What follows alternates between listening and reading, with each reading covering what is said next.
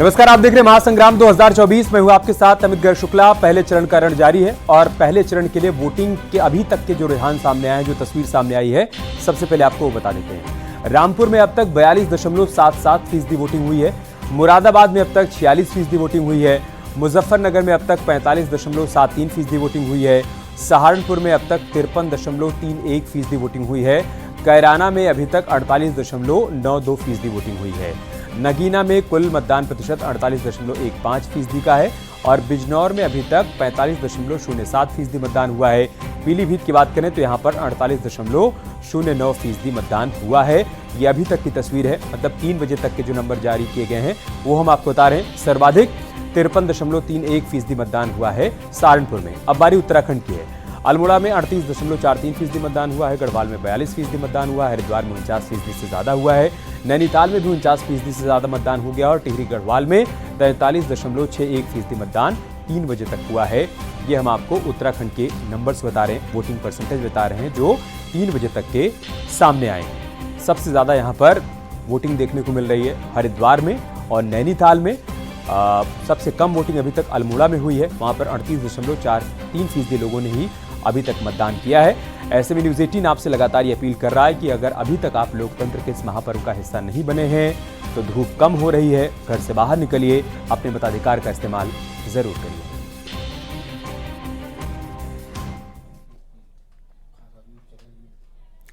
तो लोकतंत्र के महापर्व का हिस्सा बनिए और अपनी जिम्मेदारी निभाइए। वोट कीजिए। वोटिंग के निशान वाली सेल्फी आप हमें हमारे नंबर पर भेजिए। आपकी वोटिंग वाली सेल्फी न्यूज़ 18 उत्तर प्रदेश उत्तराखंड पर दिखेगी। आप अपनी सेल्फी #elections_with_news18 के साथ सोशल मीडिया पर भी अपलोड कर सकते हैं। हम नंबर भी फ्लैश कर रहे हैं। इस नंबर पर वोटिंग के बाद वोटिंग के निशान के साथ आप अपनी सेल्फी लेकर हमें भेजिए। वो सेल्फी हम अपनी टीवी स्क्रीन पर दिखाएंगे ताकि आप बाकी लोगों के लिए प्रेरणा बनिए, उन वोटर्स के लिए जिन्होंने अभी तक मतदान नहीं किया है, जिन्होंने अभी तक लोकतंत्र के इस महापर्व में हिस्सा नहीं लिया है। आप सोशल मीडिया साइट पर भी हैशटैग के साथ अपनी सेल्फी अपलोड कर सकते हैं। हम वहां पर भी उसे साझा करेंगे और साथ ही साथ हमारे व्हाट्सएप नंबर पर भी आप अपनी सेल्फी हमें भेज सकते हैं।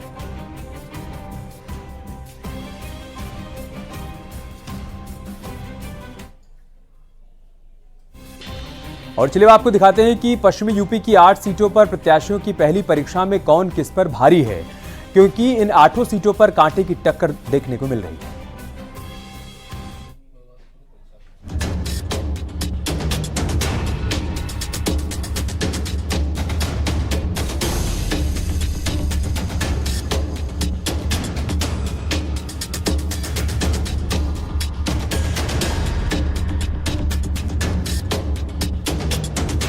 चौबीस के चुनाव के पहले दौर में किसका जोर चलेगा, किसकी हवा बहेगी, कौन किस पर भारी है, किसकी कितनी तैयारी है, अब ये 4 जून को पता चलेगा। लेकिन पहले चरण के रण से जो तस्वीर सामने आई, जो दावे वादे हुए, उससे ये साफ है कि मुकाबला जबरदस्त है। पश्चिमी यूपी की हर सीट पर कांटे की टक्कर। जाटलैंड में एक तरफ बीजेपी और आरएलडी साथ साथ जोर आजमाइश कर रही हैं, तो दूसरी तरफ समाजवादी पार्टी और कांग्रेस के प्रत्याशी भी ताकत झोंक चुके हैं। बस वो जो विकास का रथ चल रहा है वो चक्र चलता रहे, इसलिए लोग फिर से मोदी जी को प्रधानमंत्री बनाने जा रहे हैं। लोगों ने परख लिया उन लोगों को जिन्होंने अपने घोषणा पत्र में गारंटी दी है और लोगों ने परख लिया मोदी की गारंटी को। तो निर्णय 4 जून को आपके सामने होगा। राम नारा नहीं विश्वास है, ये भौतिकता की नहीं मन की प्यास है। राम नहीं मिलेंगे मंदिर के फेरों में, राम मिलेंगे शबरी के झूठे बेरों में।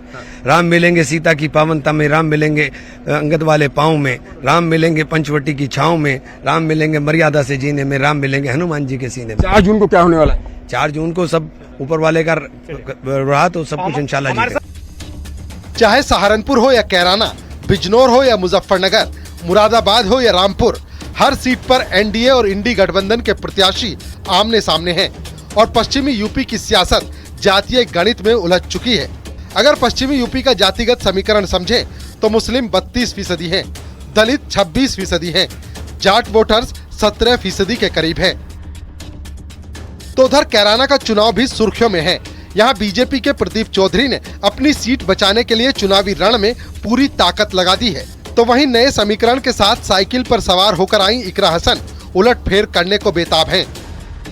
तो मैं समझता हूं कि मतदान करने के बाद लोगों की सोच, लोगों के विचार इस बात के संकेत देने का काम कर रहे हैं कि मोदी जी की सरकार ने देश के भले के लिए बहुत अच्छे निर्णय किए हैं, बहुत अच्छे फैसले किए हैं, बहुत अच्छी योजनाएं दी हैं, अंतिम पायदान तक पहुंचने वाले योजनाएं सरकार ने देने का काम किया है। बहुत अच्छा चुनाव लग रहा है, उम्मीद पूरी है बदलाव होगा हमारी सीट पर भी और पूरे देश में भी। किस तरह का रुझान है समर्थकों में, वोटरों में? रुझान हमारे समर्थन में है और सब वर्ग, हर बिरादरी खिलाफ खड़ी है इस सरकार के और बदलाव चाह रही है। नगीना का रण इस समय रिकॉर्ड बनाने को आतुर है। यहाँ जो भी चुना जाएगा रिकॉर्ड ही बनाएगा, क्योंकि यहाँ कोई भी दल दोबारा चुनाव नहीं जीता। तो दूसरी तरफ मुजफ्फरनगर में बीजेपी संजीव बालियान के जरिए हैट्रिक लगाना चाहती है। अरे मैं देख लो ना, उसके बाद लोगों को दिखाओ झूठ उसका, इसके झूठ का पर्दाफाश यहीं करो।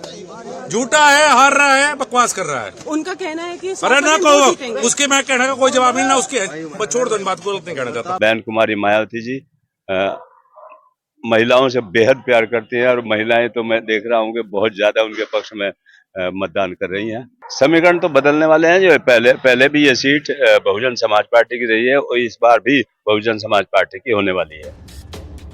पश्चिमी यूपी का चुनाव इसलिए भी दिलचस्प है क्योंकि 8 सीटों पर बीजेपी और समाजवादी पार्टी को चुनौती देने के लिए बीएसपी के कैंडिडेट भी ताल ठोक रहे हैं।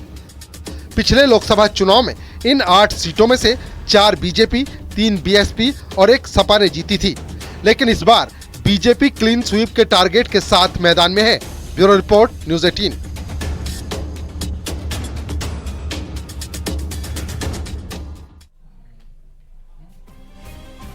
बागपत में सीएम योगी ने बड़ा बयान दिया है। दूसरे चरण के प्रचार के दौरान विपक्ष पर निशाना साधा। पश्चिमी उत्तर प्रदेश में पहले डर का माहौल हुआ करता था, ये कहा सीएम योगी ने।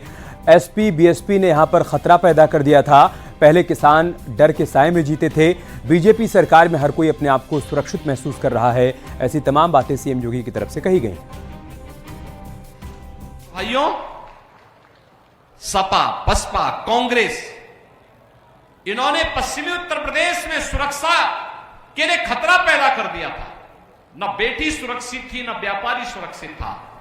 किसान के खेत से उसका ट्यूबवेल उखाड़ करके लोग लेके चले जाते थे। और सरकार बीजेपी की आई, हम लोगों ने एनडीए की सरकार में 15 लाख निजी नलकूप किसानों को फ्री में बिजली देने की कार्रवाई प्रारंभ कर दिया। पिछली सरकारें दंगा करवाती थी, आज आप देखते होंगे दंगा नहीं है, कर्फ्यू नहीं है। अब तो कावड़ यात्रा चल रही है ना, शानदार तरीके से, शानदार तरीके से कावड़ यात्रा चलती है। और हम लोगों ने कह दिया कि भाई देखो, बेटी और व्यापारी की सुरक्षा पे अगर किसी ने सेंध लगाई, किसी ने खिलवाड़ किया, तो अयोध्या में तो रामलला विराजमान है, लेकिन उस माफिया और उस अपराधी का राम नाम सत्य है, तय है। इस बात को देख लेना। तो यूपी में 8 सीटों पर मतदान चल रहा है। वहीं उत्तराखंड की सभी 5 सीटों पर आज ही वोटिंग हो रही है। आपको एक रिपोर्ट दिखाते हैं कि कैसे वीवीआईपी वोटर्स भी पोलिंग बूथ पर कतार में खड़े हुए दिखाई दिए। आइए आपको एक रिपोर्ट के जरिए दिखाते हैं।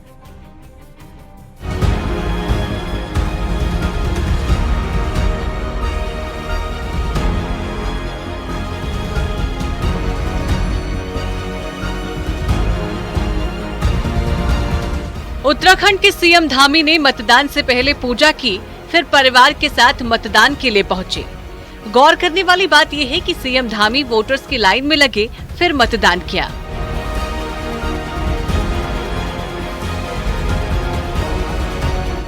पौड़ी गढ़वाल से बीजेपी प्रत्याशी अनिल बलूनी ने अपने गांव पहुंचकर वोटिंग की और फिर लोगों से वोट करने की अपील की।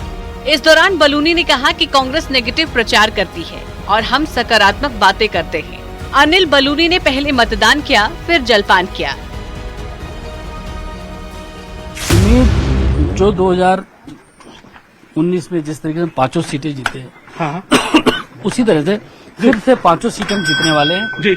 और भारतीय जनता पार्टी बहुत ही अपने प्रदर्शन को और अच्छा करके सर्वश्रेष्ठ प्रदर्शन करने वाली है। हरिद्वार से बीजेपी प्रत्याशी त्रिवेंद्र रावत ने मतदान किया। वहीं पूर्व मुख्यमंत्री हरीश रावत ने हरिद्वार में अपने मतदान का प्रयोग किया और हरिद्वार से बेटा उम्मीदवार है, उसको वोट करके अच्छा लगा। बहुत अच्छा लगा और बहुत अच्छी अनुभूति हुई और मैं शुभकामना देता हूँ वीरेंद्र को और मुझे मेरा मन कहता है कि वो चुनाव जीतने जा रहे हैं। बीजेपी सांसद प्रत्याशी अजय टामटा ने अल्मोड़ा के दुगाल खोला में मतदान किया। देहरादून में पूर्व सीएम रमेश पोखरियाल निशंक ने अपनी दोनों बेटियों के साथ मतदान किया। वहीं देहरादून में ही कैबिनेट मंत्री गणेश जोशी ने भी वोटिंग की। इसके साथ ही कांग्रेस के प्रदेश अध्यक्ष ने रानीखेत में मतदान किया और अल्मोड़ा के सोमेश्वर में कैबिनेट मंत्री रेखा आर्य ने भी अपना वोट डाला। हरिद्वार में योग गुरु स्वामी रामदेव और आचार्य बालकृष्ण ने मतदान किया। कनकखल क्षेत्र में दादू बाग मतदान केंद्र स्वामी रामदेव और आचार्य बालकृष्ण ने लाइन में खड़े होकर वोट किया। हरिद्वार के चंडी घाट बूथ पर जाकर निरंजन पीठाधीश्वर आचार्य महामंडलेश्वर कैलाशानंद गिरी ने मतदान किया।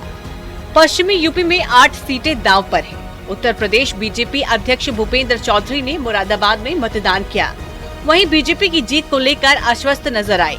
भूपेंद्र चौधरी ने कहा कि इस चुनाव में जनता डेवलपमेंट के मुद्दे पर बीजेपी को वोट कर रही है। हमारा जो लक्ष्य है इस बार 60% से अधिक वोट प्राप्त करने का, निश्चित रूप से जिस प्रकार का रेस्पॉन्स है, जिस प्रकार से हमारा कामकाज है, हम लोग देख रहे हैं चुनाव प्रचार अभियान में कि कोई नहीं है जी, लोग हमारे सामने बिल्कुल एकदम खाली मैदान है और भारतीय जनता पार्टी के कार्यकर्ता चुनाव के माध्यम से जनता के बीच में है। तो वहीं मुजफ्फरनगर से बीजेपी प्रत्याशी और केंद्रीय मंत्री संजीव बालियान ने मतदान किया और अपनी जीत का दावा किया।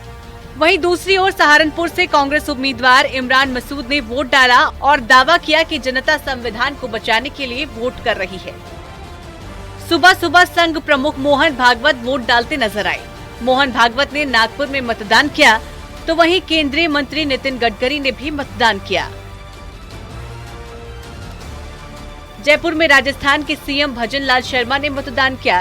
कांग्रेस नेता कमलनाथ ने पूरे परिवार के साथ छिंदवाड़ा में वोटिंग की। इसके साथ ही एक्टर रजनीकांत ने चेन्नई में अपने मताधिकार का इस्तेमाल किया।